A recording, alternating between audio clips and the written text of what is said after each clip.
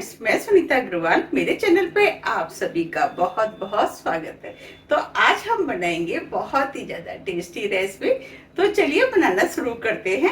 आज मैं आपको बहुत ही ज्यादा टेस्टी और चटपटी टमाटर की चटनी बनाना बताती हूँ, कैसे बनाई जाती है। अगर आपको खाना टेस्टी नहीं लग रहा है और खाना खाने का मन नहीं है, तब भी आप इस चटनी से 2 की जगह 4 रोटी खा जाएंगे, क्योंकि बनती इतनी टेस्टी है और इसे बनाना भी बहुत आसान है, झटपट बन के तैयार हो जाती है। तो चलिए बनाना शुरू करते हैं। ये हमने 7 टमाटर लिए। सबसे पहले हम टमाटरों को काट लेते हैं। ये हमने एक टमाटर लिया है, इस तरीके से हमें लंबा काटना है। ये हमने टमाटर को काट लिया है। इस तरीके से हम सभी टमाटरों को काट के तैयार कर लेते हैं। ये हमने सभी टमाटरों को काट के तैयार कर लिया है। चलिए चटनी बनाना शुरू करते हैं। चटनी बनाने के लिए गैस पे हमने पैन रख दिया है।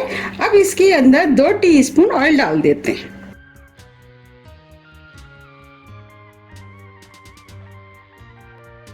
ऑयल को गर्म होने देते हैं। अब ऑयल हल्का गर्म हो गया है। अब जो हमने टमाटर काटे थे वो हम इसके अंदर लगा देते हैं।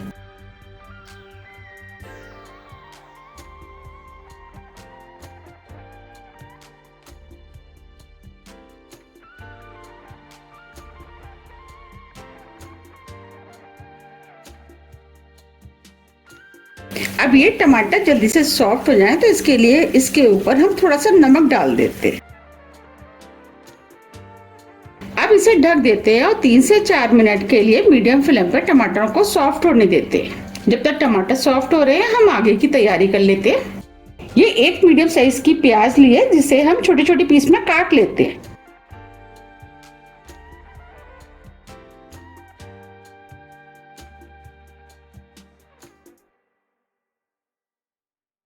इस तरीके से हम प्याज को काट लेते हैं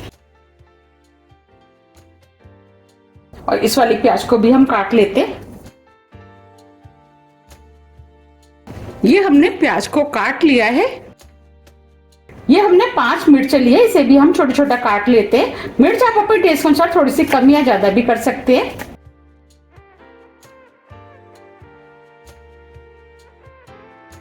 ये हमने मिर्च को भी काट लिया है।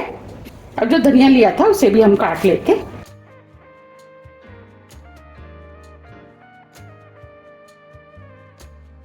ये हमने सभी चीजों को काट के तैयार कर लिया है।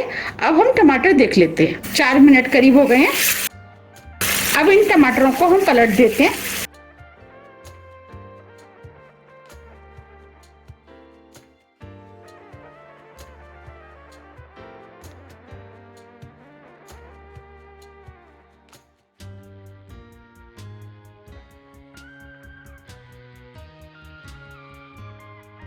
ये हमने सभी टमाटरों को पलट दिया है। जो हमने लहसुन लिया था उसे भी हम इसी में डाल देते। ये भी टमाटरों के साथ भुन जाएगा और इसी टमाटरों को ढक देते हैं और 3 से 4 मिनट के लिए मीडियम फ्लेम पे और इन टमाटरों को सॉफ्ट होने देते हैं। 4 मिनट करीब हो गए हैं। अब ये टमाटर भी सॉफ्ट हो गए हैं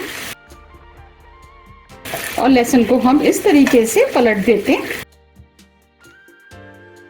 देखिए टमाटर भी सॉफ्ट हो गया है और जो टमाटर के ऊपर छिलका है उसे हम इस तरीके से निकाल देते हैं।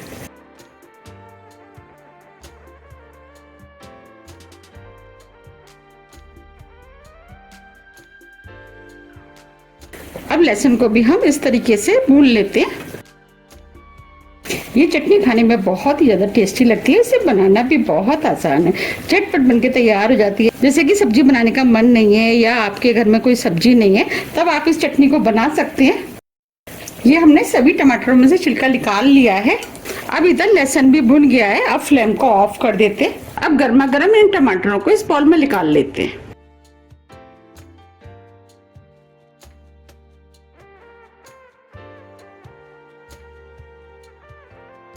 अब टमाटरों को इस तरीके से हम गर्मा गर्म मैश कर लेते हैं, जिससे कि ये आसानी से मैश हो जाएंगे। टमाटर को अच्छे से मैश कर लिया है और आप चाहें तो टमाटर को हल्का ठंडे होने के बाद हाथ से भी मैश कर सकते हैं। अब जो हमने प्याज काटी थी वो हम इसके अंदर डाल देते हैं।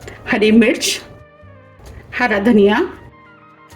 अब इस चटनी को और भी ज्यादा टेस्टी और चटपटा बनाने के लिए इसके अंदर आधी टीस्पून चाट मसाला डाल देते हैं। चाट मसाला डालने से इसका फ्लेवर काफी अधिक बढ़ जाता है।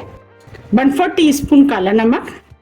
नमक हमने टमाटर को सॉफ्ट करते समय भी डाला था, उसको ध्यान में रखते हुए आप नमक का इस्तेमाल करें, नमक टेस्ट के अनुसार। अब इस चटनी में खट्टा मीठा चटपटा टेस्ट है, उसके लिए 1 टीस्पून पाउडर शुगर डाल देते हैं। आप चाहें तो बिना पाउडर शुगर के भी इस चटनी को बना सकते हैं। 1/4 टीस्पून भुना वाला जीरा जिसे हमने पीस लिया है, आधा नींबू का रस। अब सभी चीजों को अच्छे से मिक्स कर लेते हैं। आप देख पा रहे कितनी बढ़िया चटनी बनके तैयार हुई है और इसके अंदर से बहुत अच्छी खुशबू आ रही है। आप इसे पूड़ी, पराठे, चपाती, चावल, स्नैक्स या सैंडविच के ऊपर भी लगा करके खा सकते हैं। ये खाने में बहुत ही ज़्यादा टेस्टी लगती है। आप इसे एयरटाइट डिब्बे में भर करके 3 से 4 दिन के लिए फ्रिज में रख करके खा सकते हैं। अब मैं आपको इस चटनी को पास से भी दिखा देती हूँ। देखिए कितनी बढ़िया चटनी बनके तैयार हुई है। ये देखने में जितनी सुंदर लग रही है उससे ज़्यादा ये खाने में टेस्टी लगती है। आप भी इसे बनाइए, खाइए, फिर मुझे कमेंट्स करके ये ज़रूर बताइए कि आपको ये चटनी कैसी लगी। मुझे उम्मीद है कि ये चटनी आपको बहुत ज़्यादा पसंद आएगी और आप मुझे कमेंट्स करके ये ज़रूर बताइए कि आप इसे कब बना रहे हैं। अब मैं आपको सर्व करके भी दिखा देती हूँ। आप देख पा रहे कितनी बढ़िया टमाटर की चटनी बनके तैयार हुई।